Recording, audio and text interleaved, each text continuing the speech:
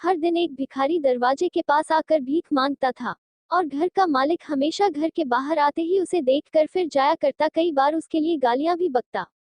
वो कहता, तू जिंदा ही क्यों है? पूरी जिंदगी ऐसे ही भीख मांगेगा क्या? धरती का बोझ क्यों बना बैठा है? और कभी कभी उस भिखारी को गुस्से में वह धक्का भी मार दिया करता। एक बार सेठ को धंधे में बड़ा नुकसान होने की खबर मिली। पत्थर लगने के कारण भिखारी का सर फूट गया और उसके सर से खून बहने लगा। वह बोली, हाँ, हम उस बेचारे अंधे के साथ बहुत बुरा करते थे।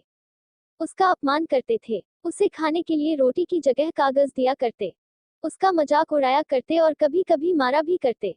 मैंने कभी उसको रास्ता नहीं दिखाए। एक बार मैंने उसके मुंह पर मिट्टी भी फेंकी थी और वह हमेशा दुखी होकर यही कहता कि भगवान तुम्हें तुम्हारे किए की सजा देगा, भगवान तुम्हारे पापों की सजा जरूर देगा।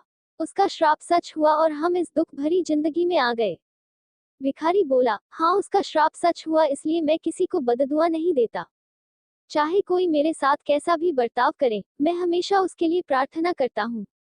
मैं नहीं चाहता कि कोई भी हमारे जैसे जिंदगी का अनुभव करे, किसी को भी हमारे जैसे दुखों का सामना करना पड़े। वो नहीं जानते कि वह कितना बड़ा पाप कर रहे हैं, इसलिए अनजाने में हुए पाप की ऐसी सजा किसी को भी मिले, मैं नहीं चाहता। सेठ वहीं पर छुपकर यह सारी बातें सुन रहा था। अब उसे सब कुछ समझ में आ गया था। भिखारी और उसकी पत्नी ने वह आधी रोटी मिल बांट कर खाए और भगवान को धन्यवाद बोलकर सो गए। अगले दिन बड़ा भिखारी फिर से भीख मांगने गया। सेठ के घर के पास जाते हैं सेठ ने पहले से गरम रोटी या उसके लिए निकाल कर रखी थी। उसे देते हुए सेठ विनम्रता से बोला, माफ कर दीजिए बाबा, उसे बहुत बड़ी गलती हो गई। बूढ़ा भिखारी बोला, भगवान तेरा भला करे। इतना कहकर वह आगे निकल गया।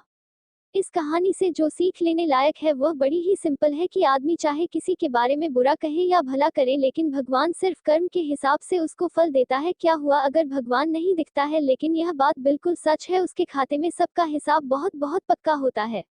इसलिए जब किसी के लिए कुछ भी करो तो अच्छा ही करो।